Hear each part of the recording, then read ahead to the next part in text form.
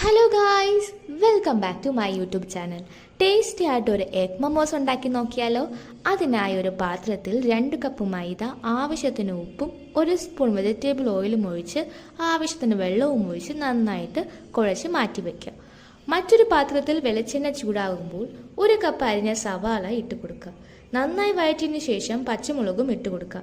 2 minute കഴിഞ്ഞ ശേഷം അരിഞ്ഞു വെച്ചിരിക്കുന്ന ക്യാരറ്റും ക്യാബേജും ഇട്ട് നന്നായിട്ട് വഴറ്റുക. ഇതിലേക്ക് 2 മുട്ട ഒഴിച്ചു കൊടുക്കുക.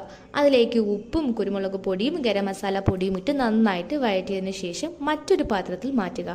നേരത്തെ തയ്യാറാക്കി വെച്ചിരിക്കുന്ന മാവ് ചെറിയ ചെറിയ ഉരുളകളാക്കി ഉരുട്ടി പരത്തിയെടുക്കുക.